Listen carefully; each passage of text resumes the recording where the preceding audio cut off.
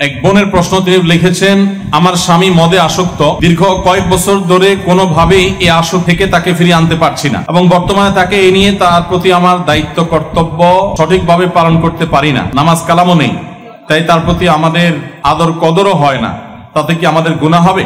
দেখুন, প্রথম কথা হলো যে কোনো মানুষ যদি মাদক আসক্ত হয়, নামাজ কালাম পড়ে না, মাদক আসক্ত হওয়ার কারণে নানা অনাচারে জড়িয়ে পড়ে, এই লোকটা তো খারাপ মানুষ, এতে কোনো সন্দেহ নেই।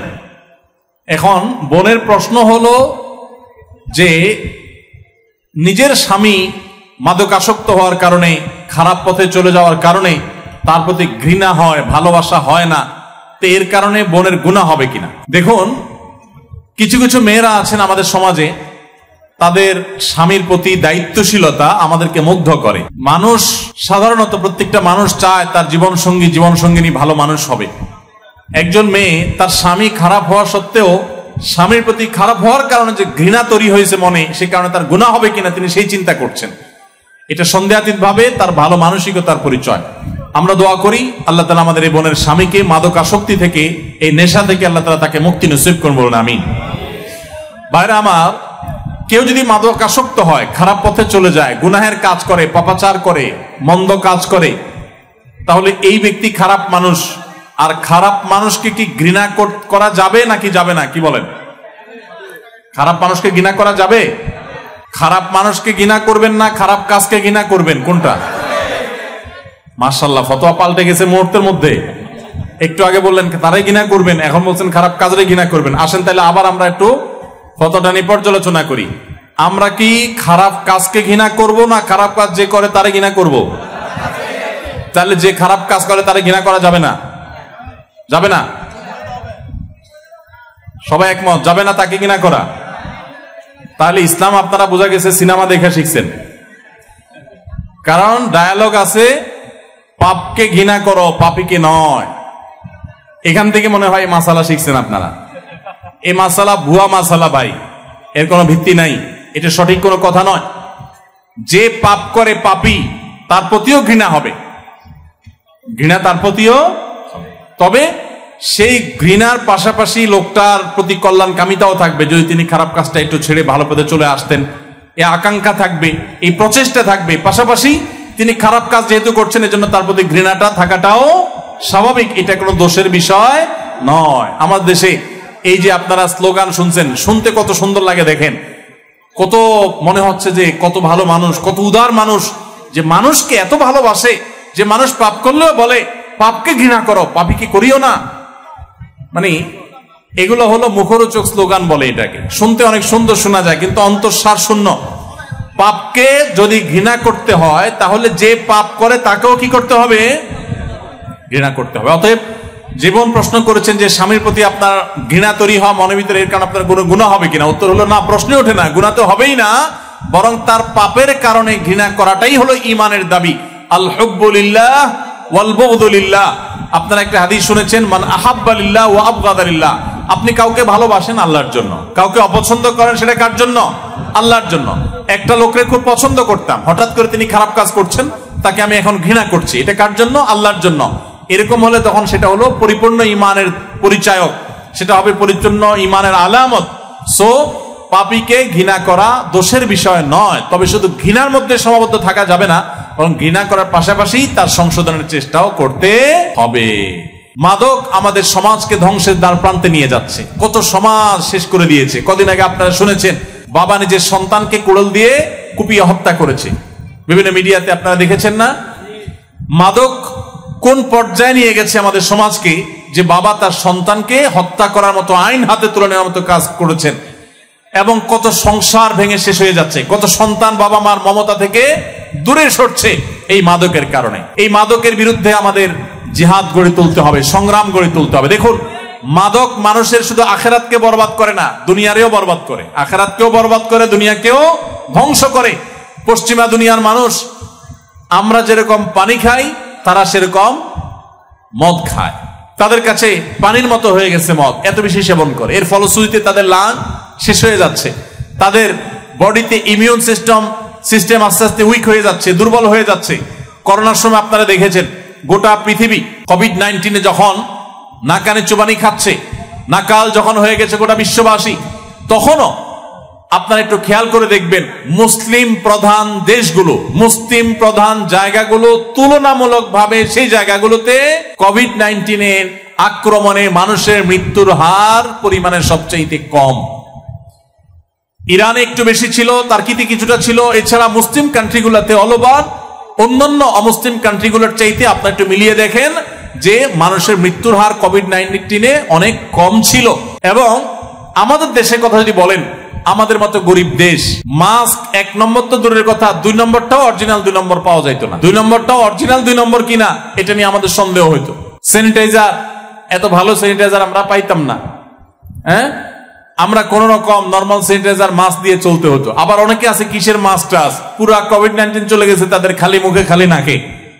এরপরও আমাদের দেশে ওই রকম মেসাকার হয় না যেমন হয়েছে আমেরিকাতে, ইটালিতে, এমনকি আমাদের পার্শ্ববর্তী দেশ ইন্ডিয়াতে, দিল্লিতে লাশ সৎকার করার মতো মানুষ পাওয়া যায়নি। তাদের সমস্ত সিস্টেম ভেঙে পড়ার উপক্রম হয়ে গেছে, রাস্তা রাস্তা লাশ পড়েছিল, এত বেশি মানুষ মারা গেছে।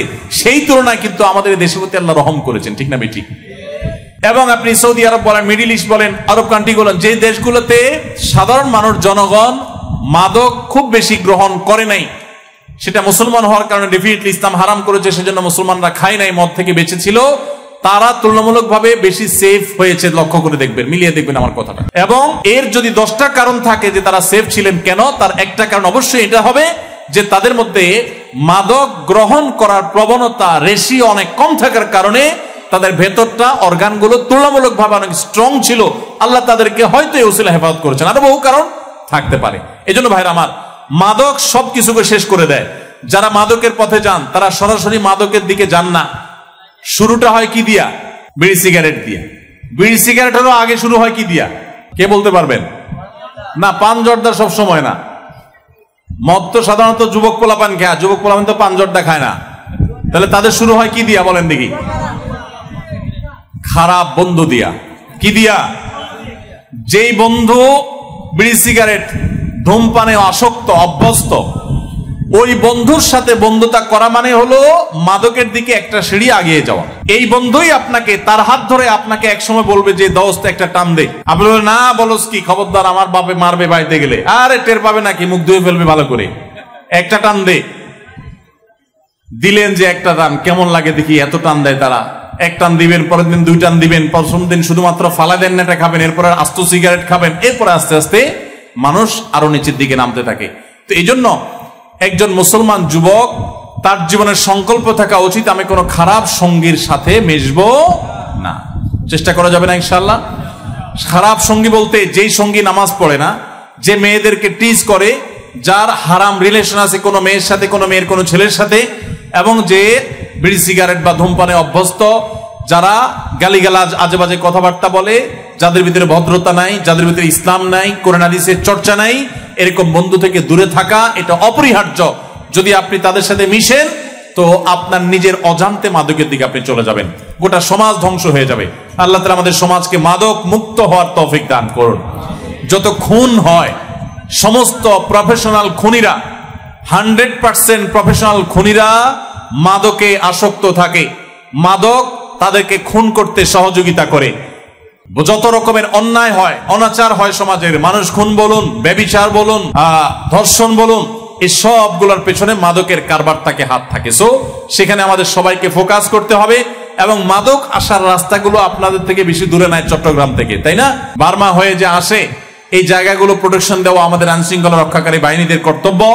আশা করি তারা তাদের দায়িত্ব যথাযথ পালন করবেন, আর আমরাও আমাদের দায়িত্বগুলো ইনশাআল্লাহ প্রত্যেকে যার যার জায়গা থেকে পালন করব। আল্লাহ তাআলা আমাদের সবাইকে মাদকের এই ভয়াবহ করাল গ্রাস থেকে, থাবাক থেকে আল্লাহ তাআলা আমাদের সবাইকে হেফাজত থাকার তৌফিক দান করুন।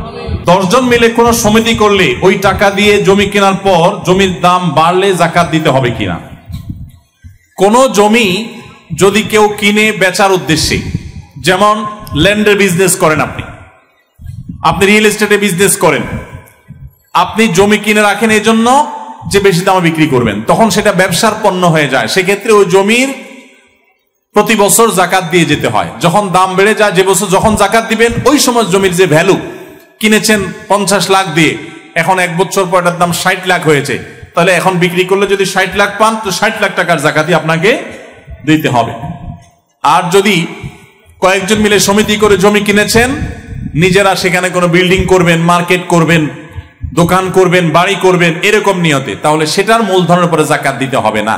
কারণ নিজের কোনো উন্নয়নের জন্য, বসবাসের জন্য যদি কোনো জমি জমা কেনা হয়, ফ্ল্যাট কিনা হয়, বাড়ি কিনা হয়, তাহলে ওটার মূলধনের উপরে যাকাত আসে না। আর যদি বেচা কেনার জন্য জমি কিনেন, ফ্ল্যাট কিনেন, বাড়ি কিনেন, তাহলে সেটার উপরে কি হবে? যাকাত আসবে। এই জন্য আপনাদের ইন্টেনশন কিসের উপর নির্ভর করবে? আপনাদের উপর যাকাত আসে না আসা। আমার বড় মেয়ে কোরআনে হাফেজা হয়েছে, কোথাও প্রতিযোগিতা অংশগ্রহণ করলে এরপর হুজুরকে পড়াশোনাতে পারে না, কারণ কি? দেখুন, আপনার প্রথমত মেয়ে সন্তান যদি হয়, তাহলে তারা মেয়েদের মধ্যে যে সমস্ত কম্পিটিশন হয় সেগুলোতে তো তারা অংশগ্রহণ করতেই পারে, কিন্তু ওপেন প্ল্যাটফর্মে ছেলে মেয়েরা যেখানে মিক্স আছে, মিশ্র আছে, সেখানে মেয়েদেরকে উপস্থাপন করা ইসলামে হারাম। বিশেষ করে মেয়েটা যদি প্রাপ্তবয়স্ক হয় অথবা প্রাপ্তবয়স্ক হওয়ার কাছাকাছি হয়, দেখতে ওরকম মনে হয়, তাও তার জন্য সেটা জায়েজ নাই। একবার ছোট বাচ্চা মেয়ে, যে বাচ্চা তো বাচ্চাই, ওইরকম হয়, তাহলে সেটাতে অসুবিধা নেই। কেন ইসলাম এটা নিষেধ করে? দেখুন, আপনারা অনেকেই স্কুল কলেজে পড়েন, ইউনিভার্সিটিতে পড়েন, আপনারা দেখবেন বিভিন্ন টিচার, সমাজের বিভিন্ন স্তরের মানুষজন টেলিভিশন টক শোতে নানাভাবে ইসলামের এই বিধানটাকে প্রশ্নবিদ্ধ করার চেষ্টা করা হয়। কেন?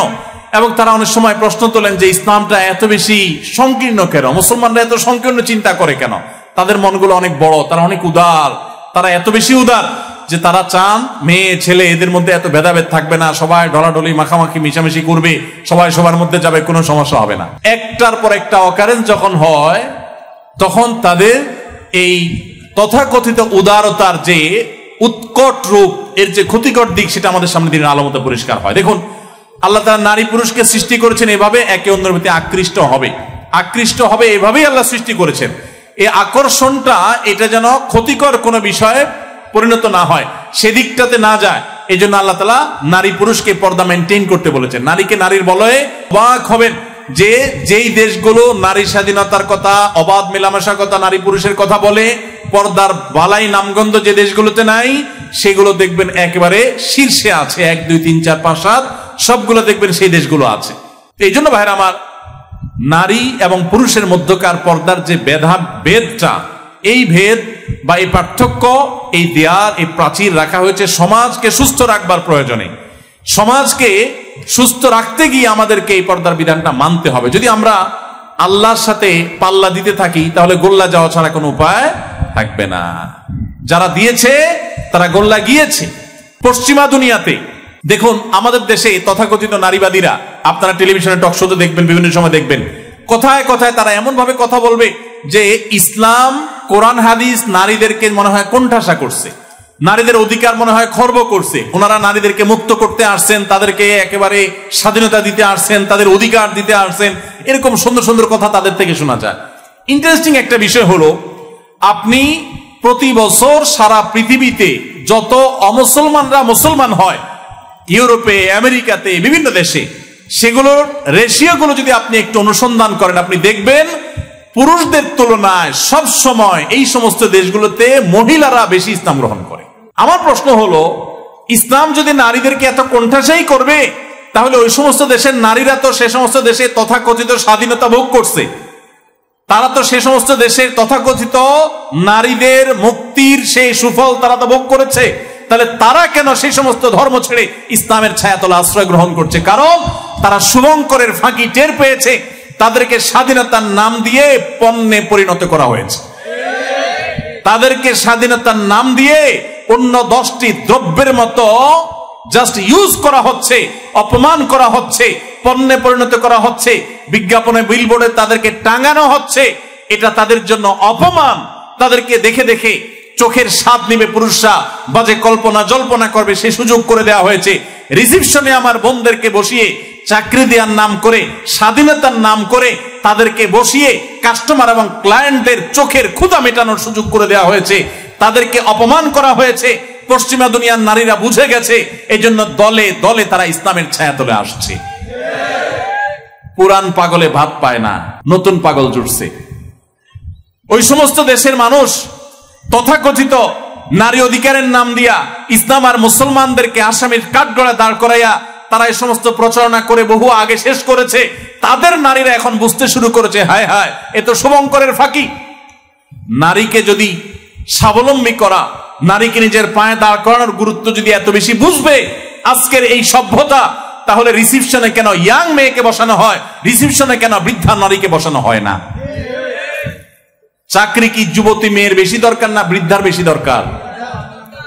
বৃদ্ধার বেশি দরকার, কারণ বৃদ্ধা বেচারি হয়তো বুড়া মরে গেছে, উপার্জন করতে পারে না, ছেলে মেয়েরা দেখে না, বৃদ্ধাদের কষ্ট তো বেশি হওয়ার কথা। কই বৃদ্ধা নারীকে তো চাকরি দেওয়া হচ্ছে না, তাকে তো রিসিপশনে বসানো হচ্ছে না। আর রিসিপশনেই কেন মেয়েকে বসানো হবে?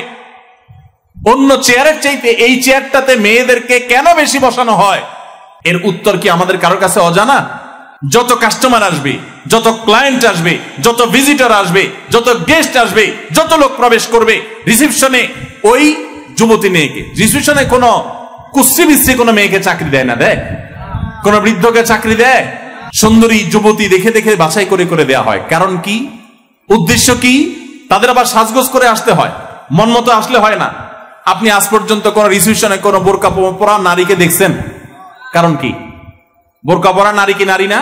তার যদি চাকরির দরকার হয় কোন কোম্পানি তাকে রিসিপশনে বসায়, কারণ কি? কারণ কাস্টমারকে এই রিসিপশনে বসানো নারীকে দেখিয়ে কাস্টমারকে খুশি করার সুযোগ ওই পর্দাসীন নারীর দ্বারা তো হবে না।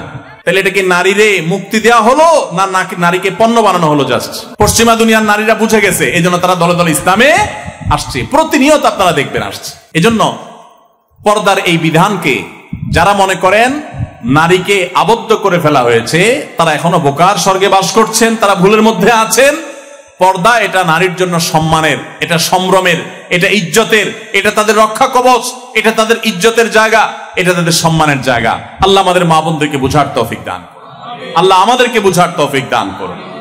আবার ওয়াজ শুধুমাত্র মা বোনদের পর্দা নিয়ে করলে হবে না, আমাদের চোখ নিয়ে আল্লাহ আগে করেছেন, মহিলাদেরটা বলে করেছেন।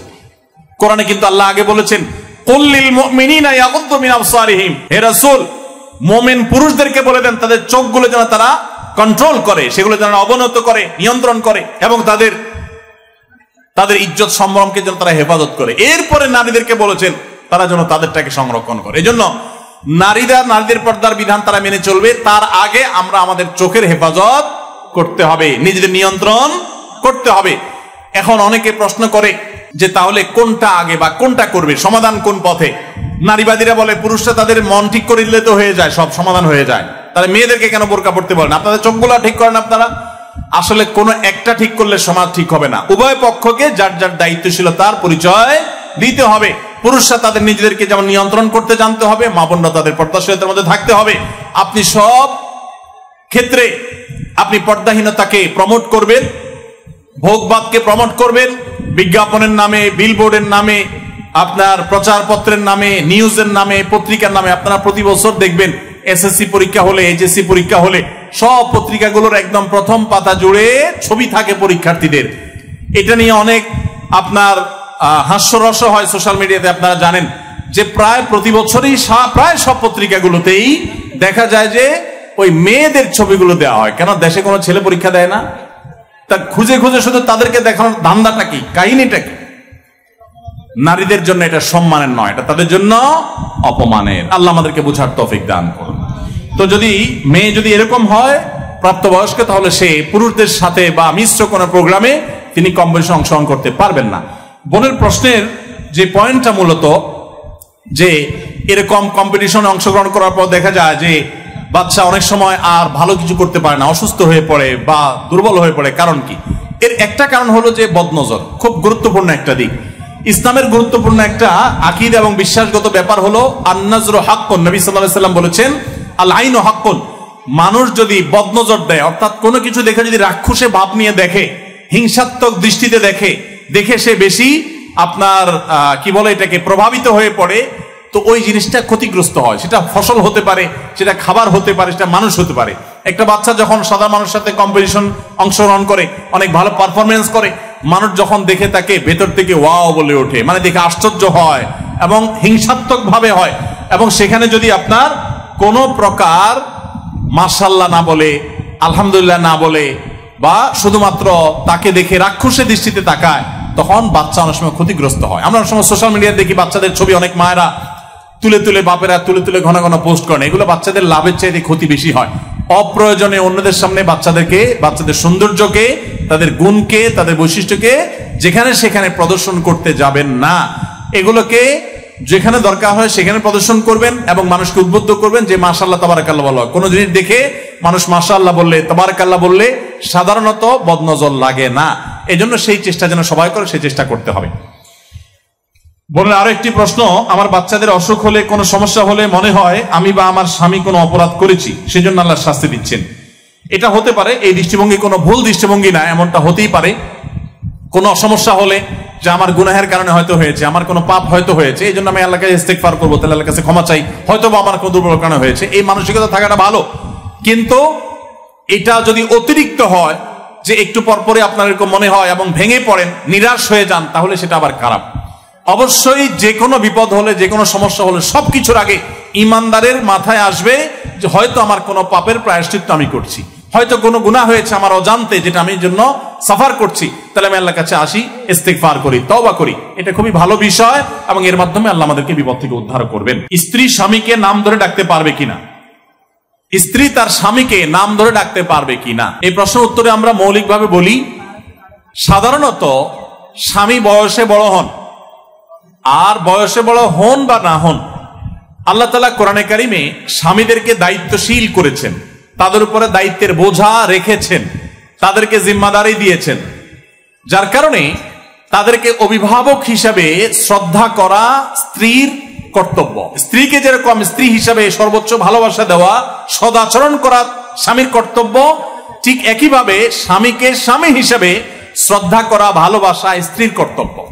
অনেক মা বোন আছেন যারা 5 ওয়াক্ত নামাজ পড়েন, বোরকাও পরেন, হাত মোজা পা মোজা অনেক সময় মেনটেন করেন, মাশাআল্লাহ অন্য অনেক নেক আমল করেন, কিন্তু স্বামীর সাথে বেয়াদবি করেন, কথায় কথায় তর্ক করেন, কোনো মানুষ মনে করেন না, তার 2 পয়সার কোনো দাম বইয়ের কাছে নাই। এইরকম নারী তিনি যত নামাজ পড়েন, যত রোজা রাখেন, যত তেলাওয়াত করেন, তিনি আল্লাহর কাছে নেককার নারী, আল্লাহর নেককার বান্দি, ভালো মুসলিম হওয়ার সুযোগ নেই। কারণ আপনার জন্য একটা অ্যাসিড টেস্ট বলতে পারেন, অগ্নি পরীক্ষা বলতে পারেন আপনার স্বামী। লোকটা স্বামী হওয়ার কারণে আপনি তাকে রেসপেক্ট করতে বাধ্য, আপনি তাকে শ্রদ্ধা করতে বাধ্য। দেখুন আমাদের এই কথা নিয়ে ওই তথাকথিত নারীবাদীরা, সেকুলাররা, ইসলাম প্রতি বিদ্বেষ রাখেন অথবা ইসলাম সম্পর্কে সঠিক ধারণা রাখেন না, আমাদের সে সমস্ত বন্ধুরা অনেক সময় ট্রল করেন, হাস্যরস করেন, যে দেখেন হুজুররা এমন ওয়াজ করে যে মহিলারা যেন সব সোজা থাকে, মহিলারা যেন সব স্বামীর সাথে আপনার একেবারে বিড়াল হয়ে থাকে, কোন প্রকার শক্ত কথা না বলে এই হুজুররা শুধু মহিলাদের বিরুদ্ধে ওয়াজ করে, এমন ভাবে তারা অনেক সময় উপস্থাপন করে। তাদের এই ভুল উপস্থাপনটা, এটা আমাদের বোনরা তখন বুঝতে পারেন যখন সব হারিয়ে ফেলে। ডক্টর আব্দুল্লাহ জাহাঙ্গীর রহমাতুল্লাহ আলাইহি একটা কথা বলতেন যে আমাদের বোনরা যখন স্বামীর সাথে মনোমালিন্য হয়, ঝামেলা তৈরি হয়, কোরআন তাদেরকে, হাদিস তাদেরকে, ওলামা ইকরাম তাদেরকে নির্দেশ করেন যে আপনি সবর করুন, উভয় পক্ষের মুরব্বীদেরকে দিয়ে দেন দরবার করে, সালিশি করে, মিটমাট করে সমস্যার সমাধানের চেষ্টা করুন, ধৈর্য ধারণ করার চেষ্টা করুন। একান্ত নিরুপায় হলে তো বিচ্ছেদের পথ আছেই শেষ ভরসা, কিন্তু তার আগের স্টেপগুলো আপনি একটা একটা করে অবলম্বন করুন। ইসলাম সেটা বলে, এমনকি পুরুষদেরকেও কোরআন পরিষ্কার করে বলেছে যে যদি মনোমালিন্য হয় স্বামী স্ত্রীর মধ্যে, 4টি স্টেপের কথা আল্লাহ বলেছেন, এই স্টেপগুলো একটা একটা করে যাওয়া হবে, না গেলে শেষে এসে বিচ্ছেদের পথে যেতে হবে, শুরুতে বিচ্ছেদের দিকে যাওয়া যাবে না। আর তথাকথিত এই নারীবাদী এবং সেকুলাররা আমাদের এইরকম বোনদেরকে শুরুতেই উস্কে দেয়, স্বামীর সাথে গন্ডগোল হলে বলে আরে তুমি রাখো, একটা চাকরি করো, নিজের পায়ে দাঁড়াও, কেন তার উপরে ডিপেন্ড থাকতে হবে, কেন তার কথা উঠবস করতে হবে, ফুসলে আমার এই বোনটাকে উস্কে দেয়। উস্কে দিলে আমার এই বোন না বুঝে হুটহাট করে যদি বিচ্ছেদের উদ্যোগ নেয়, বিচ্ছেদ হয়ে যায়, এরপরে অনেক মেয়েদের এরকম পরিস্থিতিতে বিচ্ছেদ পরবর্তী রিভিউ, তাদের পরবর্তী সময়ের অনুভূতি আপনারাও পড়েছেন, আমি বহু অনুভূতি সোশ্যাল মিডিয়ার কল্যাণে পড়েছি, তাদের লেখা দেখেছি, পড়েছি। তারা সুস্পষ্টভাবে অনেক বোনরা বলেছেন যতদিন স্বামীর সংসারে ছিলাম, স্বামীটা অমানুষ ছিল, একটু খারাপ লোক ছিল, একটু কষ্ট হয়েছে, তার কারণে স্বামীর সংসারটাকে জেলখানা মনে হতো। এই জন্য স্বামীর সংসার থেকে বের হয়ে বাবার বাড়ি চলে গেলে চিন্তা করছিলাম জেল থেকে মুক্তি পাবো। বাপের বাড়িতে আসার পরে দেখি বিবাহিত মেয়েরা স্বামীর সংসার থেকে তালাকের পর বাপের বাড়িতে আসলে আমাদের সামাজিক কুসংস্কারের কারণে ওই মেয়েদের প্রতি দুরাচরণ করা হয়, সেটা আরেক খারাপ কাজ, সেটা সমালোচনা আমরা করছি। কিন্তু বাস্তবতা হলো বাপের কাছে, মায়ের কাছে, ভাই বোনের কাছে, প্রতিবেশীর কাছে এই মেয়ের কোনো দাম থাকে না। তখন খুব বাজে একটা অবস্থা তৈরি হয়, বাপের বাড়িতে নিজে বোঝা হয়ে যায়। তখন ওই বোন উপলব্ধি করেন, অনুভব করেন যে স্বামীর সংসারে ছিলাম জেলখানায়, এখন আছি জাহান্নামে। এই জন্য বোনরা, এত কথা এই জন্য বললাম যে মেয়েরা স্বামীদেরকে অভিভাবক মনে করে, বড় ভাইকে, বাবাকে যেরকম শ্রদ্ধা করেন সেরকম স্বামীদেরকে শ্রদ্ধা করবেন, এটাই ইসলামের নির্দেশ। হতে পারে আপনার স্বামীটা একটু ব্যাককল, অবশ্য দুনিয়াতে এমন কোন স্বামী একটাও আছে কিনা আমার জানা নাই যে স্বামী তার বউয়ের কাছে বুদ্ধিমান। এরকম স্বামী একটাও আছে কিনা আমার জানা নাই। আমার মনে হয় না একটা স্বামীও আছে দুনিয়াতে যে স্বামীর বউয়ে স্বামীকে অনেক সার্টিফিকেট দিবে, হ্যাঁ ও মানুষটা ভালো, ওর কথাবার্তা ভালো, ওর পড়ালেখা ভালো, ওর সার্টিফিকেট ভালো, ওর চাকরিটা ভালো, ওর সব ভালো, কিন্তু বুদ্ধিশুদ্ধিও যে ভালো, অনেক কিছু যে বুঝে স্বামী, এই কথা মেয়েরা সাধারণত স্বীকার। সব মেয়েদের কাছে তার স্বামীটা একটু বলদ কিসিমি, অর্থাৎ মনে করে স্বামীটা একটু বেকুব সেকুব। অবশ্যই এটাতে দোষের কিছু নাই, বিশেষ করে স্বামীরা যদি এটাকে এনজয় করতে পারেন তখন এটা দোষে কিছু থাকে না। অর্থাৎ মেয়েদের কাছে, বউদের কাছে একটু বেকুব সাজা, একটু বোকা সোজা সাজার ভিতরে আলাদা একটা মজা আছে। যারা বেশি শেয়ানামি করতে যায় মহিলাদের কাছে, এদের সংসারে সারাদিন ঝগড়া লেগে থাকে। মহিলাদের কাছে সবকিছুতে পোদ্দারি করতে যাবেন না, একটু বেকুব বেকুব সাজবেন, একটু বেকুব বেকুব থাকবেন। মহিলারা স্বামীরে যদি বোকার মতো মনে করতে পারে, মনে করে যে আমার স্বামীটা কিচ্ছু বুঝে না, বলদ কিসিমের, তো তারা খুব খুশি হয়, মনে করে আমি অনেক শেয়ানা, বেটা বেকুব। এটা মনে করলে তাদের ভালো লাগে। আপনার বউরে খুশি করার সবচেয়ে সহজ এবং শর্টকাট বুদ্ধি হলো এটা, যে আপনি একটু বোকা সেজে যান, বেকুব সেজে যান, হুদাই কাহিনী করেন। আবার এমন কাহিনী করেন না যে ধরা পড়ে যান, তখন তো বুঝবো যে আপনি নাটক করতেছেন। এটা না, খুব কৌশলে বুদ্ধি করে, হ্যাঁ তাহলে এটা হলে কেমন আসবে, আরে তুমি বোকা নাকি, এটা বলা জানে কেউ, আচ্ছা আমি তো চিন্তা করি নাই, তাই চিন্তা করবে আরে বেটা তো বেকুব। তখন আপনি ভুলভাল কিছু বললেও সে মাফ করবে, বলবে আমার স্বামী তো বেকুব, তো বুঝে না, কি হবে, যা বকাঝকা দিয়ে সে মাফ করে দিবে। আর যে শেয়ানামি জাহির করেন তো বলবে, শেয়ানা তুমি সব কিছু বুঝো চান্দু, এখানে এসে শুধু আমার সাথে এসে বোকা সাজো, তাহলে তো হবে না। তো যাই হোক, মহিলারা সাধারণত তাদের স্বামীদের অনেক সময় বোকা মনে করেন নানা কারণে। তো বোকা মনে করেন, কিন্তু তাই বলে তাদেরকে অসম্মান হয় এমন কিছু করবেন না। এত কথা এই জন্য বললাম যে নাম ধরে ডাকা যাবে কিনা প্রশ্ন করেছেন, এটা এই প্রশ্ন উত্তরে আমি যদি ডাইরেক্ট বলি যে নাম ধরে ডাকা যাবে কি যাবে না, তো উত্তরটা সঠিক হবে না। কারণ রেসপেক্ট করতে হবে, শ্রদ্ধা করতে হবে, এটা হলো মূল বিধান। এখন নাম ধরে বলাতে শ্রদ্ধা হয় না অশ্রদ্ধা হয়, এটা আলাদা আলোচনা বিষয়। এটা নির্ভর করে সামাজিক প্রচলনের উপরে। আমাদের সমাজে, বাংলাদেশে, আমাদের সমাজে, আমাদের দেশের প্রচলন হলো যে এখানে কেউ কাউকে শ্রদ্ধা করলে তাকে নাম ধরে ডাকে না। শ্রদ্ধা করলে তাকে কি করে না, নাম ধরে। আরবে কিন্তু সেটা না। মিডিল ইস্টে একে অন্যকে নাম ধরে ডাকে। এমন আছে যে আপনার বড় ভাইয়ের নাম ধরে ডাকতেছে, এটাকে তারা দোষে কিছু মনে করে না। তো এটা তাদের প্রচলন। সম্মান অসম্মান প্রদর্শন করাটা, এই আচরণগুলো অনেকটা প্রচলনের উপর নির্ভর করে। ওই যে একটা কথা আছে না বাংলায়, কারোর গালি কারোর বলি, এরকম অনেক এক্সাম্পল আপনাদের কাছে আছে, আমি আর সেগুলো বলতে যাচ্ছি না। আছে না কোন এলাকায় কথা কথা একটা শব্দ বলে, ওই এলাকা আরেক এলাকা বললে মাইদের ঘর বাবা। তো স্বামী সম্মানের পাত্র, শ্রদ্ধার পাত্র, স্ত্রী তাকে সম্মান করবেন। এখন যেই এলাকাতে, যেই দেশে নাম ধরে ডাকলে এটাতে দোষের কিছু মনে করা হয় না, বা ছোট আর বড় বলে নাই, সবাই সবাই নাম ধরে ডাকে, সেখানে স্বামীর নাম ধরে ডাকলে কোনো অসুবিধা। কিন্তু যেখানে নাম ধরে ডাকাটাকে ছোট মনে করা হয়, তাচ্ছিল্য করা হয়, সেখানে নাম ধরে ডাকা উচিত না, কারণ সেটা অসম্মান। কথা কি বুঝাতে পারছি?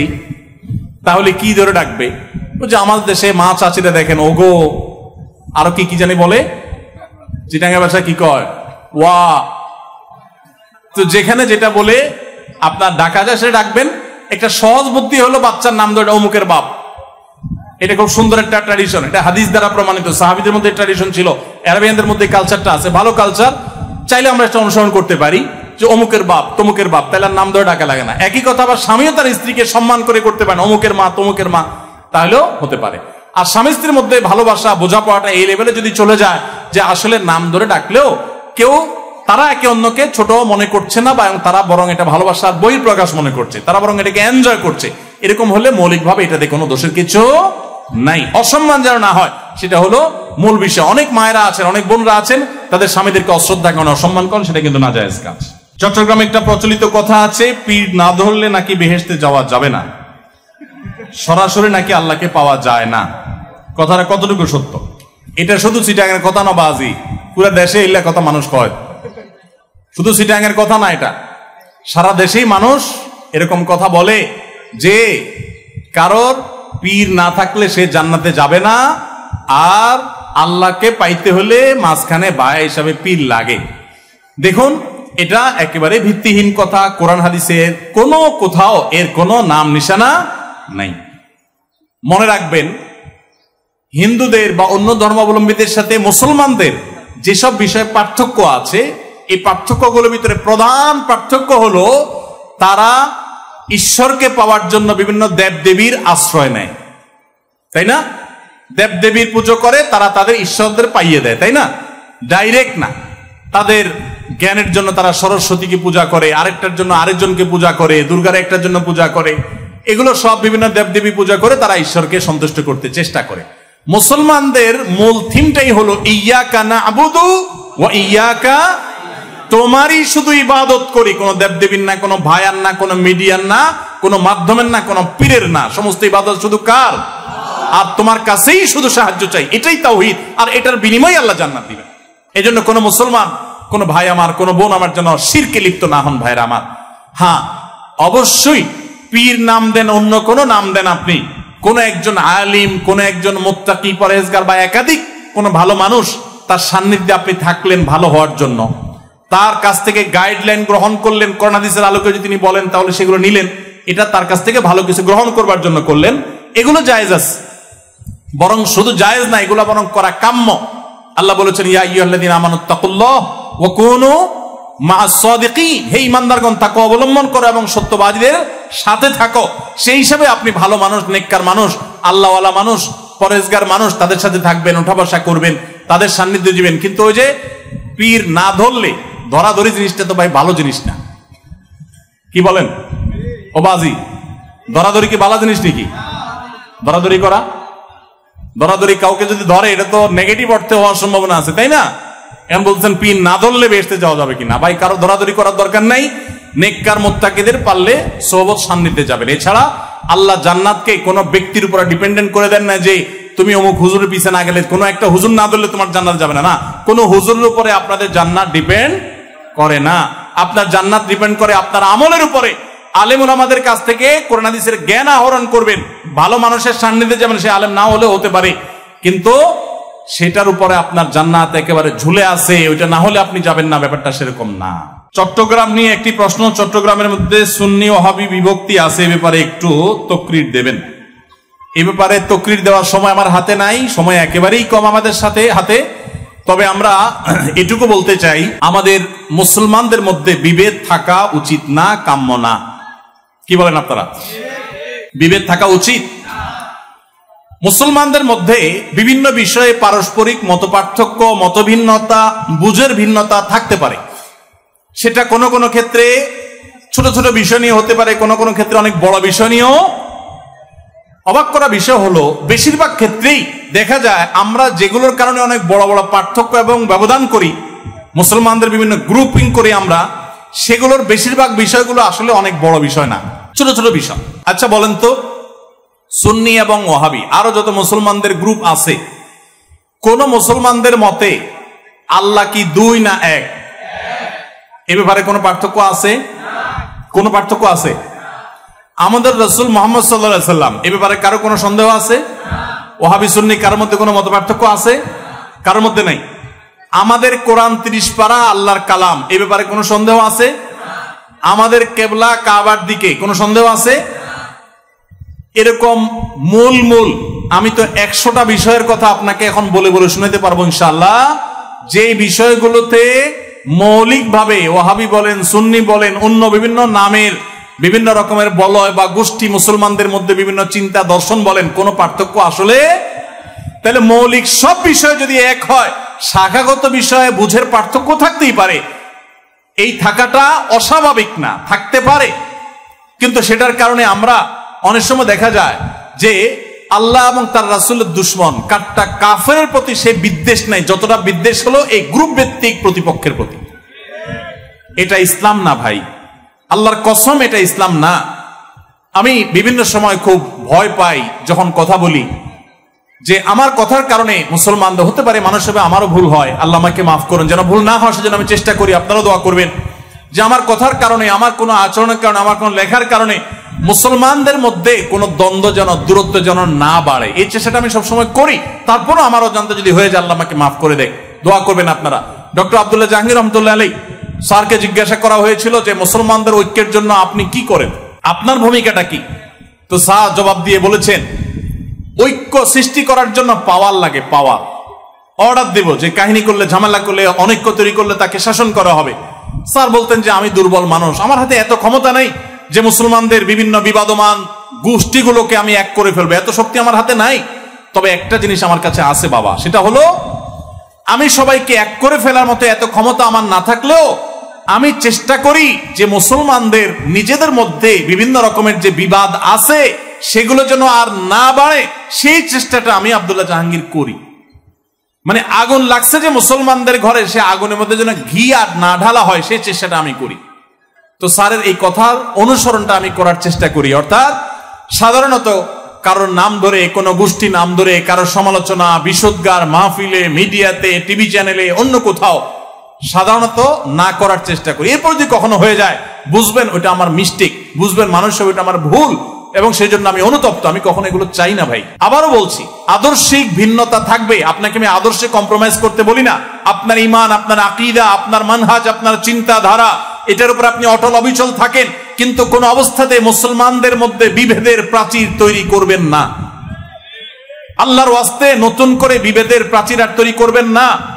সমস্ত কুফুর, অপশক্তি আজ একাট্টা হয়ে গেছে, শুধু আমরাই বিভক্ত। আমাদের এখন বিভক্তি দূর করে একেবারে গলাগলি করে কাছে আশাআশি হতে হবে আমি এমনটা বলছি না। আপনি আপনারটা করেন, উনি ওনারটা করুক, মত পার্থক্য আপন জায়গায় থাকুক, কিন্তু দিন শেষে মনে রাখেন উনিও আপনার কেবলাকে কেবলা মনে করেন, উনি আপনার রাসূলকে রাসূল মনে করেন, উনি আপনার আল্লাহকে আল্লাহ মনে করেন, উনি আপনার কোরআনকে কোরআন মনে করেন, উনি আপনার হাদিসকে হাদিস মনে করেন। আপনি 5 ওয়াক্ত নামাজ ফরজ মনে করেন, উনি 6 ওয়াক্ত মনে করে না, 4 ওয়াক্ত মনে করে না, উনিও 5 ওয়াক্ত নামাজকে ফরজ মনে করে। উনি ইসলামের 5 রকমের কথা বলে, আপনিও 5টার কথা বলেন। মৌলিক সব বিষয় আপনার সাথে তার মিল আছে, কিছু বিষয়ে যে অমিল আছে, পার্থক্যের জায়গা আছে, আপনি সুন্দরভাবে যৌক্তিকভাবে প্রমাণ দিয়ে, দলিল দিয়ে, যুক্তি দিয়ে, আপনার কথা দিয়ে, অনুপম আদর্শ দিয়ে, আপনার হিকমা দিয়ে, আপনার প্রজ্ঞা দিয়ে, আপনার জ্ঞান দিয়ে আপনি আপনার ভাইকে, যিনি ভুল পথে আছেন বলে আপনার মনে হয়, আপনি তাকে বোঝাবার চেষ্টা করেন। আল্লাহর ওয়াস্তে ওয়াজ মাহফিলের মঞ্চকে, আলোচনার মঞ্চকে, মাইককে, টেলিভিশন মিডিয়ার ক্যামেরাকে, মাইককে, এগুলোকে গাল মন্দের ক্ষেত্রে পরিণত করবেন না। আপনারা যারা সাধারণ মানুষ আছেন, আপনাদেরকে আমরা বলবো যে সর্বস্তরের সাধারণ ভাই বোনেরা, আপনারা আল্লাহর ওয়াস্তে হুজুরদের কেউ যদি এরকম দলাদলি এবং গ্রুপ করাকরি করে, ডিভাইড এবং আপনার এই জাতীয় পার্থক্য তৈরি করে, গ্রুপিং করে, বাড়াবাড়ি করে, আল্লাহর ওয়াস্তে এই কাজটাতে হুজুরের সহযোগিতা করবেন না। আপনি আপনার কাছে যেটা সঠিক নয় সেটা আমল করবেন। আল্লাহ আমাদের সবাইকে মুসলমানদের ঐক্যের প্ল্যাটফর্ম যেন তৈরি হয়। দেখুন, আমাদের পার্শ্ববর্তী অনেক দেশ, পৃথিবীর অনেক দেশ বিভিন্ন মতের মুসলমানদের একত্র হতে আমরা দেখেছি, কিন্তু আমাদের দেশে সেগুলো নাই। বিভেদ দিন দিন আরো বাড়ছে, বাড়ানো হচ্ছে। আল্লাহ আমাদের সবাইকে এই বিভেদগুলো দূর করে ঐক্যের পরিবেশ তৈরি করার মতো কাজ করার তৌফিক দান করুন। সবাই চেষ্টা করতে পারবো না ইনশাআল্লাহ? সরকারি পরিত্যক্ত জায়গায় একটি দোকান তুলে ভাড়া দিয়ে সেই টাকা নিজে খাওয়া বা দান করা যাবে কিনা? সরকারি জায়গায় দোকান তুলে আপনি সেই দোকানে ভাড়া দিয়ে আপনি নিজে খাবেন অথবা দান করবেন, এই যে দানের প্রশ্নটা কেন আসছে, এই প্রশ্নের মধ্যে যে দানের প্রশ্নটা আসছে, দানের প্রসঙ্গটা আসছে, এটা কেন আসছে? সাধারণত আমরা অনেকে অবৈধভাবে 2 নম্বর পথে উপার্জন করলে মনে করি দান টান করলে বোধহয় এটা কাটাকাটি হয়ে যায়, এরকম একটা থিঙ্কিং আমাদের অনেকের মধ্যে আছে। আমরা পরিষ্কার করে জেনে রাখি, নবী সাল্লাল্লাহু আলাইহি ওয়াসাল্লাম বলেছেন, আল হালালু বাইয়িন ওয়াল হারামু বাইয়িন। হালাল সুস্পষ্ট, হারামও সুস্পষ্ট। হালাল আর হারামকে মিশ্রণ করা যাবে না, এটা মৌলিকভাবে জেনে রাখি। এবার আসা যাক মূল উত্তরে।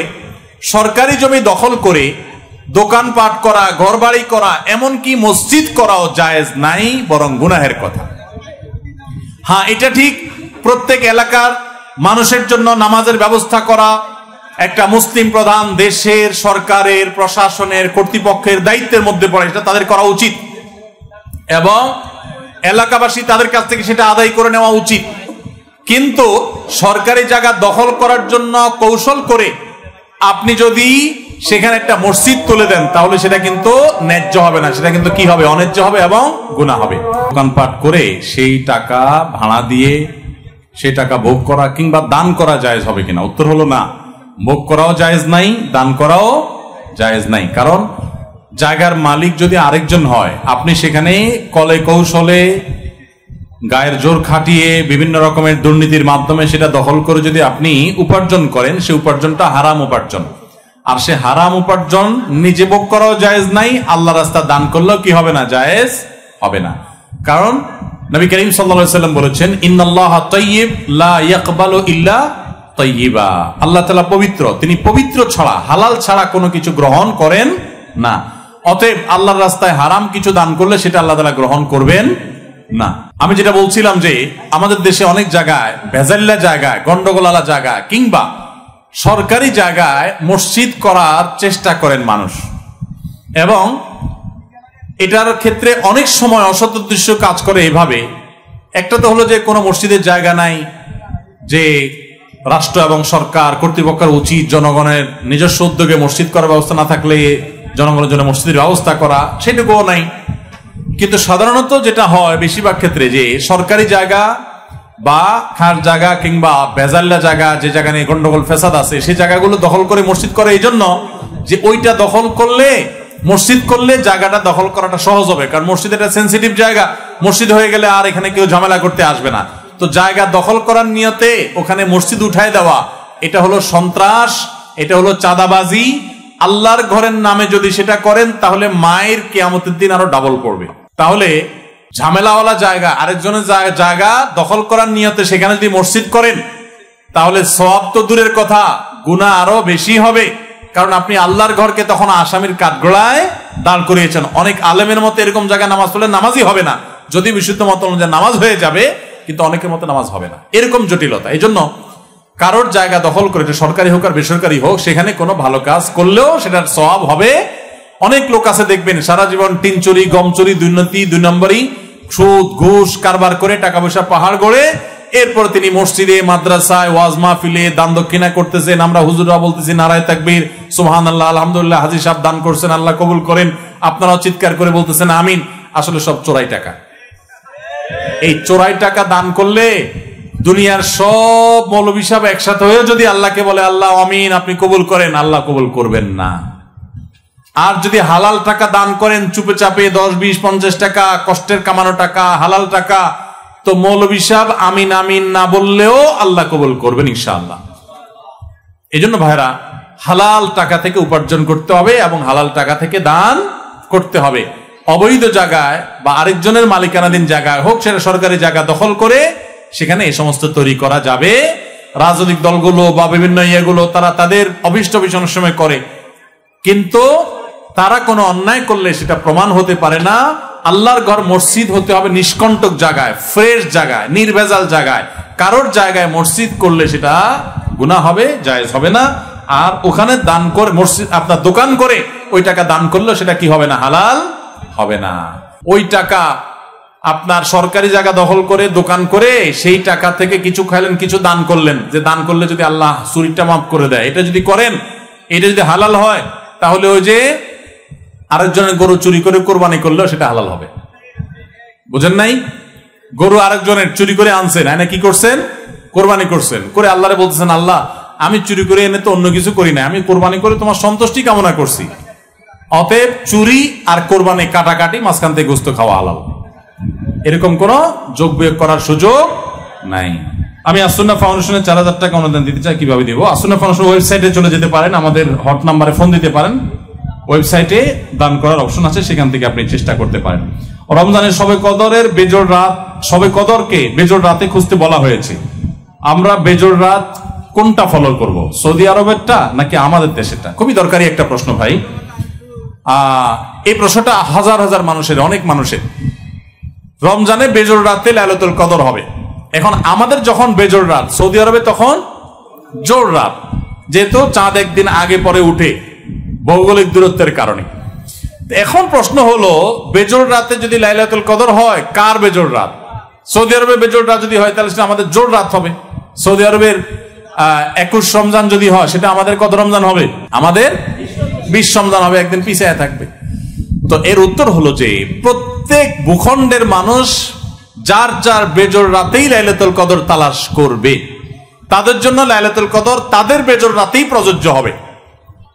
এখন তাহলে প্রশ্ন আসে যে লাইলাতুল কদর কি একাধিক রাতে হতে পারে পৃথিবীর একাধিক জায়গায়? উত্তর হলো হ্যাঁ।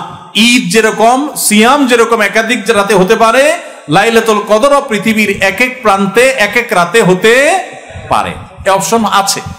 সো বাংলাদেশের মানুষ বাংলাদেশের আকাশের চাঁদ দেখার উপরে ভিত্তি করে বেজোড় রাতে লাইলাতুল কদর তালাশ করবে। সৌদি আরবের মানুষ তাদের আকাশের চাঁদ দেখার উপর ভিত্তি করে যখন বেজোড় রাত, সেই বেজোড় রাতে তারা লাইলাতুল কদর তালাশ করবে। আর এই একই কথা অন্য সব ক্ষেত্রে প্রযোজ্য। যেমন আপনারা জানেন, রাতের শেষ প্রহরে আল্লাহ তাআলা দুনিয়ার আসমানে নেমে এসে বান্দাদেরকে ডেকে ডেকে ক্ষমা করেন। এখন প্রশ্ন উঠে যে আমাদের যখন ভোর রাত, আমেরিকায় তখন দিন, তাহলে আমাদের এখানে যখন আল্লাহ নেমে এসে ক্ষমা প্রার্থনা করছেন, তখন নামাজ পড়লে আমরা তাহাজ্জুদের সওয়াব পাচ্ছি, তখন তো আমেরিকা দিন, তাহলে তারা কি তখন নামাজ পড়লে, দিনের বেলা নামাজ পড়লে তাহাজ্জুদের সওয়াব হবে কিনা? উত্তর হলো না। তাদের জন্য প্রযোজ্য হবে তাদের ওখানে যখন কি হবে? ভোর রাত হবে। এখন প্রশ্ন হবে যে তাহলে আল্লাহ তাআলা এখানে ভোর রাতে দুনিয়া আসমানে নেমে আসেন, আর ওদের ভোর রাত আবার অন্য সময়, তাহলে আবার ওখানে আল্লাহ তাআলা নেমে আসেন, তো এত সময় আল্লাহ তাআলা উঠানামা কেমনে করেন? এক সময় এখানে নেমে আসলেন, ওখানে তিনি আসলেন না, এটা কিভাবে হয়? এক জায়গায় নেমে আসলেন, একই সময় অন্য জায়গায় নেমে না আসা কিভাবে প্রযোজ্য হয়? এই প্রশ্ন উত্তর হলো, আমরা আল্লাহকে চিন্তা করি আমাদের মতো করে, আমাদের মতো করে। কারণ আমি এক জায়গায় আজকে চিটাগাঙে আছি, তার মানে ঢাকায় আর নাই। এখন চিটাগাঙে আছি, আরেক সময় এর মানে কি নাই? ঢাকায় নাই। এক সময় দুই জায়গাতে থাকা আমার দ্বারা সম্ভব না। মানুষ একজন। কিছুদিন আগে একটা টিভি চ্যানেলে প্রোগ্রাম করে আরেক টিভি চ্যানেলে গেছি, দুইটাই লাইভ প্রোগ্রাম, 7-8 মিনিটের ব্যবধান ছিল। তো বাইক রেডি করা ছিল, ড্রাইভারে বলছি বাইক রেডি রাখতে, ঘটনাচক্রে দুটো একসাথে হয়ে গেছে কেমনে? এখন দুইটাতে কথা দিয়ে ফেলছি, দুইটাতেই যেতে হবে। একটা শেষ করে লিফটে নেমে আরেকটা বাইকে উঠে গিয়ে লিফটে উঠে স্টুডিওতে বসে প্রোগ্রাম শুরু করে দিয়েছি। দর্শক ফোনে প্রশ্ন করছে, ভাই কিভাবে সম্ভব? মাত্র 5 মিনিট আগে ওনাকে দেখলাম ওই টিভিতে, এখন দেখি আবার এই টিভিতে, দুইটা আবার লাইভ প্রোগ্রাম, কিভাবে সম্ভব? তো উপস্থাপক বুদ্ধিমান মানুষ, উনি উত্তর দিলেন যে ভাই আপনি যে প্রশ্নটা করেছেন এটা একটা টেকনিক্যাল প্রশ্ন, যে একটা লোক একই সময় দুই টিভিতে কিভাবে লাইভ করতে পারে, এটা একটা টেকনিক্যাল প্রশ্ন। আর আমরা যে প্রশ্ন উত্তর দিতে বলছি এটা শরিয়া ভিত্তিক প্রশ্ন উত্তর। অতএব আপনার টেকনিক্যাল প্রশ্নটা এখানে না করে কোনো টেকনিক্যাল এক্সপার্ট এগুলো ভালো হয়। তা আসলে যে 5-7 মিনিটের ভিতরে ইঁদুর দৌড় দিয়ে যায় দর্শি প্রোগ্রাম, আমি এটা তো আর তাকে বলা হয়নি। তো এটা আমি মানুষ হওয়ার কারণে একই সাথে দুই জায়গায় আমি থাকতে পারছি না, এক জায়গায় আসি মানে আরেক জায়গায় নাই। কিন্তু আল্লাহ লাইসা কামিথলিহি শাই, তার সাথে কারোর কোনো তুলনা নাই। আল্লাহর শানে এটা চলে না। আল্লাহ তাআলা আমাদের জন্য দুনিয়ার আসমানে নেমে আসা প্রযোজ্য হচ্ছে, একই সময় আমেরিকার মানুষের জন্য অন্য কোনো কিছু প্রযোজ্য হবে। আল্লাহর সঙ্গে আল্লাহ তাআলা একই সাথে একই সময় হাজার লক্ষ কোটি অগণিত কাজ করতে পারেন। একই সঙ্গে আমরা কেউ হাসতে এবং কাঁদতে দুইটা পারি না, হয় হাসি নয় কাঁদি। আল্লাহ সুবহানাহু ওয়া তাআলা একই সাথে মানুষকে, কাউকে মৃত্যু দেন, কাউকে জীবন দেন, কাউকে হাসান, কাউকে কাঁদান। একই সাথে আল্লাহ তাআলা অজস্র কাজ করতে পারেন। আমরা আমাদের সীমাবদ্ধতাগুলো দিয়ে আল্লাহকে জাজ করি, চিন্তা করি, কল্পনা করি। আল্লাহর সাথে আমাদের আসলে কোনো তুলনা নাই। আমরা শুধু মহাকাশ নিয়ে যদি চিন্তা করি, মহাকাশের বিভিন্ন ভিডিও আমরা ইউটিউবে দেখতে পাই, সোশ্যাল মিডিয়াতে দেখতে পাই। মহাকাশের যে জীবনযাত্রা বা সেখানে মানুষ যে যায়, সেখানে যে মানুষ থাকে, আপনারা দেখেন উড়ি উড়ি চলে, এখানকার মতো না, সবকিছু ডিফারেন্ট, সবকিছু বিভিন্ন। তো সামান্য একটা সৃষ্টি জগতেরই এক জায়গা থেকে আরেক জায়গায় একটা বেশি দূরত্ব হওয়ার কারণে যদি অনেক কিছুই বেশকম হয়, এখানকার সাথে সেখানকার মিল না থাকে, তাহলে মহান স্রষ্টার সাথে সৃষ্টির কোনো মিল থাকবে না। আমাদের জন্য যেটা অসম্ভব হবে, অকল্পনীয় হবে, আল্লাহর জন্য সেটা কোনো বিষয়ই হবে না। এটাই তো স্বাভাবিক। কথা কি বুঝাতে পারছি? তো এই জন্য ভাই, একই সাথে লাইলাতুল কদর আপনার এক এক ভূখণ্ডে এক এক সময়, তাহাজ্জুদের সময় আল্লাহর দুনিয়ার আকাশে নেমে আসাটা, এক এক এলাকার মানুষের জন্য এক এক সময় প্রযোজ্য হওয়াটা আল্লাহর জন্য কোনো অসম্ভব কিছু না। আমি একজন ছাত্র, আমার বিয়ে করে বউকে ফ্যামিলিতে পর্দা রাখার সেই সামর্থ্য নাই, আমার কি এই মুহূর্তে বিয়ে করা জরুরি? বিয়ে করে যদি বউরে পর্দা রাখার মতো পরিবেশ পরিস্থিতি না থাকে, তো বিয়ে করা তো আপনার জন্য জরুরি না। আপনার জন্য রোজা রাখা জরুরি। কারণ যার বিয়ে করার আর্থিক সঙ্গতি নাই, শারীরিক সঙ্গতি আছে, তার জন্য নবীজি সাল্লাল্লাহু আলাইহি ওয়াসাল্লামের প্রেসক্রিপশন হলো তিনি কি করবেন? রোজা রাখবেন। এখন যুবক পোলাপান যেখানে যেই প্রশ্ন ধরায় দেয়, হুজুর বাপ মা বিয়ে করায় না, এদিকে আমার বিয়ে করা দরকার, আপনি একটু হুজুর বাপ মারে বুঝাই দিয়ে যান। তো বাপ মারে বুঝাই দিয়ে যাব, তুমি নিজে বাপের হোটেলে খাও ফাও, এখন বিয়ে করে আরেকটা আনো, আমি বুঝাই দিয়ে যেতাম চাচা আপনি এবার তারেও ফাও খাওয়ান, এটা কিভাবে বলতে পারি আমি? যুবকরা বিয়ে শাদী করার জন্য পথ তৈরি করতে হবে। আমি সবসময় বলি কাজ করা শুরু করেন। অনেক যুবক আছে নামাজ কালাম পড়লে দাড়ি টাড়ি রাখা ধরলে ঢিলা হয়ে যায়, আর ইসলাম চর্চা করলে সে আরো টাইট হয়ে যাবে। সে ঢিলা হয় কেন? ইসলাম কি মানুষকে ঢিলা করে না টাইট করে? তাহলে কেউ ইসলাম প্র্যাকটিস করলে সে আরো বেশি কাজ শুরু করবে, সে আরো সিরিয়াস হয়ে যাবে, সে বাপের কাজে আরো বেশি হেল্প করবে, দোকানদারি আরো বেশি মনোযোগ দিয়ে করবে, ব্যবসা বাণিজ্য আরো বেশি মনোযোগ দিয়ে করবে, যাতে করে অন্যরা শিক্ষা নেয় যে মানুষ ধার্মিক হলে সে আরো সিরিয়াস হয়, আরো ভালো মানুষ হয়, অন্যদের জন্য সেটা অনুকরণের ব্যাপার হবে। এই জন্য শিক্ষার্থীরা শিক্ষার পাশাপাশি তারা কোনো কাজ করতে পারেন। শিক্ষা জীবনে শিক্ষার্থী অবস্থা আপনি কোন একটা কাজ করে, টিউশনি করে, কোন একটা হালাল উপার্জনের মাধ্যম করে টাকা উপার্জন করেন। টাকা উপার্জন করতে থাকলে একসময় পর্দার ব্যবস্থাও হবে, কারণ টাকা হলে পর্দার ব্যবস্থা করতে পারবেন। আবার মেয়ের বাপদেরকে বিয়ে দেওয়ার জন্য ফুসলানোর দরকার হবে না। টাকা হওয়ার পর দেখবেন মেয়ের বাপরা কাড়াকাড়ি করে নিয়ে যাবে। অতএব কাজে মনোযোগী হন। হ্যাঁ, যদি কারোর বাসা বাড়িতে ওই যে বললাম পর্দার পরিবেশ নাই, একেবারে ভয়ঙ্কর অবস্থা, তাহলে তার স্ত্রীকে আলাদা রাখার মতো সামর্থ্য না থাকলে, পর্দার পরিবেশ দেওয়ার মতো সুযোগ না থাকলে তার জন্য বিয়ে করা আবশ্যক না। বরং তিনি এরকম পরিস্থিতিতে পর্দার বিষয়টা এনশিওর করবেন, দেন তিনি বিয়ের চিন্তা করবেন। সমকামিতা প্রমোট করে বিভিন্ন নাটক সিনেমা আমাদের দেশে তৈরি করা হচ্ছে। সম্প্রতি ঈদের একটি নাটকও এই বিষয়ে তৈরি করা হয়েছে, এটা নিয়ে ফেসবুকে সমালোচনা চলছে, বিষয়ে কিছু বলবেন? ভাইরা আমার, খুবই দুঃখজনক বিষয়, বিনোদনের নামে, নাটক সিনেমার নামে আমাদের দেশে অনেক অবৈধ বিষয়কে স্বাভাবিক করে ফেলা হয়েছে। আজ থেকে 15-20 বছর আগেও, 30 বছর আর 25 বছর আগেও এই সমাজে কোন একটা পুরুষ কোন একটা নারী বিবাহ বহির্ভূত সম্পর্ক করাকে অত্যন্ত দোষণীয় মনে করা হতো, শহরে গ্রামে সর্বত্র। ঠিক না বেঠিক? নাটক সিনেমার নামে, বিনোদনের নামে, যেগুলো দেখে আপনারা হাসি পান, আনন্দ পাওয়ার চেষ্টা করেন, বিনোদন পাওয়ার চেষ্টা করেন, সময় কাটাবার চেষ্টা করেন, এগুলোর নাম দিয়ে, এগুলোর মোড়ক দিয়ে এই তথাকথিত বয়ফ্রেন্ড গার্লফ্রেন্ড কালচারকে প্রমোট এবং প্রতিষ্ঠা করা হয়েছে এই সমাজে। এখন আর কারো বয়ফ্রেন্ড আছে, কারো গার্লফ্রেন্ড আছে, এটা বলতে এখন আর মুখেও বাধে না, অর্থাৎ লাজ লজ্জা শরমটাও উঠে শেষ হয়ে গেছে। এটা খুব ভয়ঙ্কর একটা ব্যাপার। অপরাধ করার পর অপরাধ বোধ থাকা, এটা খুব তুলনামূলকভাবে, ওইটার তুলনামূলকভাবে সহনীয়, এটাও মন্দ, কিন্তু ওইটার তুলনায় কম মন্দ। আর যদি কেউ অপরাধ করার পর অপরাধকে অপরাধ মনে না করে, দোষ মনে না করে, এটা ভয়াবহ, এটা কুফরি, এটা ঈমান যাওয়ার মতো বিষয়। আমাদের সমাজে এই তথাকথিত নাটক সিনেমার নাম দিয়ে পশ্চিমারা সেই জায়গাগুলোতে কোটি কোটি টাকা ইনভেস্ট করে তথাকথিত আর্টিস্ট এবং শিল্পীদের কিনে নিয়ে তাদের দিয়ে বয়ফ্রেন্ড গার্লফ্রেন্ড কালচার প্রতিষ্ঠা করে জেনাকে সমাজে এস্টাবলিশড ইতিমধ্যে তারা করে ফেলেছে। আমাদের সমাজকে এখন আরেক লেয়ারে পচাবার জন্য, নষ্ট করার জন্য এখন তথাকথিত ট্রান্সজেন্ডার বাদ এটাকে প্রতিষ্ঠা করার জন্য নাটক তৈরি করা হচ্ছে। ইতিমধ্যে একটা নাটক, কত বড় দুঃসাহস চিন্তা করেন, ঈদের অনুষ্ঠান একান্তই মুসলমানদের অনুষ্ঠান, একটা ইবাদত। ঈদ একটা কি ইবাদত, ঈদের মতো ইবাদতকে ঘিরে যে অনুষ্ঠান করছে, সেখানে সমকামিতা বা ট্রান্সজেন্ডার মতবাদ সেটাকে পুশ করে নাটকের মাধ্যমে ইবাদতরত মানুষগুলোকে নাটকের নাম দিয়া তাদের মধ্যে ওই ইবাদতের মৌসুমে সিজনে তাদের মধ্যে ইসলাম বিরোধী বীজ ঢুকাই দেওয়া হচ্ছে। তার মানে হলো যে আমাদের সম্পদ, আমাদের সোসাইটি, আমাদের ঈদ মানে মুসলমানদের আবহ, এইটাকে ব্যবহার করে সেখানে তারা মুসলমানদের বিরুদ্ধে বিষ এবং ক্ষতিকর জিনিস তারা ঢুকিয়ে দিচ্ছে। আপনারা যেগুলো সোশ্যাল মিডিয়াতে, ফেসবুক, ইউটিউবে বিভিন্ন নাটকের ক্লিপ, ভিডিওর ক্লিপ অনেকে বুধ হয়ে পড়ে থেকে দেখেন, আপনার নিজের অজান্তে আল্লাহর দ্বীনকে দুনিয়া থেকে বিদায় করার নীল নকশা যে সমস্ত নাটক সিনেমার মাধ্যমে হয়, আপনি সেগুলার প্রমোট করছেন, সেগুলার প্রচার করছেন, সেগুলার সহযোগিতা করছেন। এই জন্য আমাদের পরিষ্কারভাবে প্রত্যেকের অবস্থান নিতে হবে। যেই সমস্ত কোম্পানি, যেই সমস্ত আপনার ব্যবসা প্রতিষ্ঠান এই সমস্ত ট্রান্সজেন্ডার মতবাদ, এই সমস্ত সমকামিতা, যেটা আমাদের রাষ্ট্রের আইনেও 2 বছর কারাদণ্ড বলা আছে, এরকম একটা রাষ্ট্রের আইন বিরোধী এবং বাংলাদেশের হিন্দু, মুসলিম, খ্রিস্টান, বৌদ্ধ সকল ধর্মের মানুষের সর্বসম্মতিক্রমে সকল ধর্মমতে যেটা অন্যায়, অপরাধ এবং পাপের কাজ, রাষ্ট্রীয় আইনে যেটা অবৈধ, সেরকম একটা জিনিসকে যারা স্বাভাবিক করার চেষ্টা করছে, তারা হোক বিশ্ববিদ্যালয়, হোক তারা ব্যাংক, হোক তারা মোবাইল ব্যাংকিং কোম্পানি, হোক তারা অন্য কোনো প্রতিষ্ঠান, হোক তারা যে কোনো প্রতিষ্ঠান, তাদেরকে বর্জন করা, বয়কট করা, উপযুক্ত শাস্তি নিশ্চিত করার চেষ্টা করা আমাদের প্রত্যেকটা মানুষের দায়িত্ব। ভাইরা আমার, আমাদের সন্তানরা ট্রান্সজেন্ডার মতবাদ প্রতিষ্ঠিত হলে, তারা সমকামিতার দিকে ঝুঁকে গেলে পরিস্থিতি কি হতে পারে?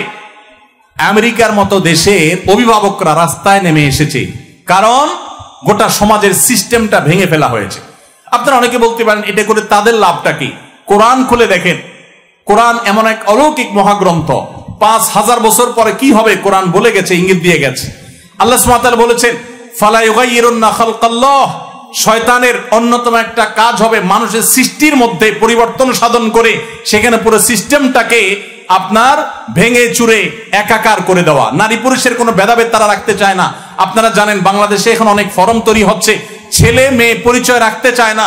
শুরুতে শুরু হয়েছে ছেলে মেয়ে, আবার ট্রান্সজেন্ডার, একটা হলো তৃতীয় লিঙ্গ যেটাকে বলেন আপনারা, অর্থাৎ হিজড়া। সেটা তো একটা জিনিস, সৃষ্টিগত ব্যাপার, ওইটার ব্যাপারে তো কোনো ভিন্নমত নাই। তারা তো আল্লাহ সৃষ্টি, ওইরকমই তারা থাকবে, অথবা তাদের ট্রিটমেন্ট করে একটা পর্যায়ে তাদেরকে আনা যাবে, তাদের অধিকার সুসংরক্ষিত সাংবিধানিক ভাবেও ধর্মীয় ভাবেও। কিন্তু তথাকথিত ট্রান্সজেন্ডার এবং এই ট্রান্সজেন্ডার উপরে ভর করে সমকামিতা সমাজে প্রতিষ্ঠা করার যে অপচেষ্টা, এইটার বিরুদ্ধে খোদ আমেরিকাতে অভিভাবকরা রাস্তায় নেমেছে। রাশিয়ার মতো দেশ, চায়নার মতো দেশ, তারা বলে দিয়েছে এটা সন্ত্রাসবাদ, অ্যাগ্রেসিভলি তারা এটা ঢুকাচ্ছে।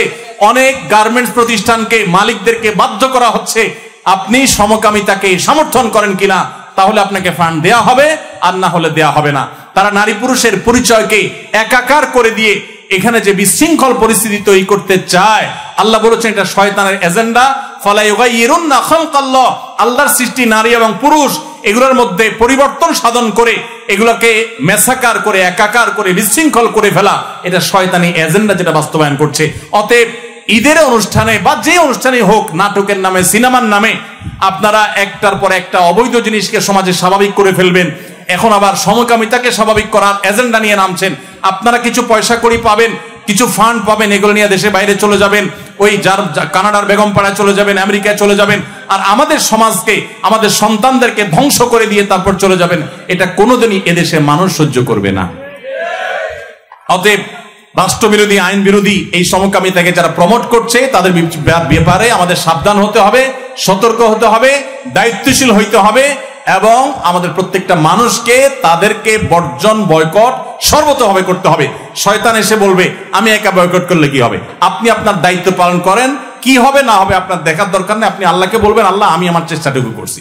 করা যাবে না ইনশাআল্লাহ? আল্লাহ আমাদেরকে তৌফিক দান করুন। ভাইরা আমার, শেষ প্রশ্নের উত্তর দেই আমি, কারণ আমাদের হাতে আর সময় নাই। মহিলারা মাসিক অবস্থায় মুখস্থ থাকা কোরআন তেলাওয়াত করতে পারবেন কিনা, যেহেতু কোনো নারীর প্রশ্ন সম্ভবত, এটার উত্তর আমরা দিয়ে দিচ্ছি। মহিলারা মাসিক অবস্থাতে কোরআনে কারীম তেলাওয়াত করবে না, এটাই হলো জমহুর বা সংখ্যাগরিষ্ঠ ইমামদের মত। তারা চাইলে তেলাওয়াতের অডিও ইত্যাদি শুনতে পারবে, তারা চাইলে ইসলামিক বই পুস্তক পড়তে পারে, কোরআনের তাফসির গ্রন্থ পড়তে পারে, হাদিস গ্রন্থ পড়তে পারে, কিন্তু সরাসরি কোরআন তারা তেলাওয়াত করবে না অপবিত্র অবস্থায়, বরং পবিত্র হওয়ার পর তারা তেলাওয়াত করবে, এটাই বিশুদ্ধতর মত। যদিও ইবনে তাইমিয়া রাহমাতুল্লাহ সহ কোন ইমামদের মতে সেটা করতে পারবে। বিয়ের কাবিন কি বাকি রাখা যাবে? কিছু বিয়ের সময়, কিছু পরে। বিয়ের কাবিন বলতে এখানে মোহর বুঝাইছেন, বিয়ের মোহর বাকি রাখলে বিয়ে হয়ে যাবে, বিয়ের মোহর বাকি রাখলে বিয়ে হয়ে যাবে। কিন্তু মনে রাখতে হবে, বিয়ে করে মোহর বাকি না রেখে নগদ আদায় করে দেওয়াটাই উত্তম।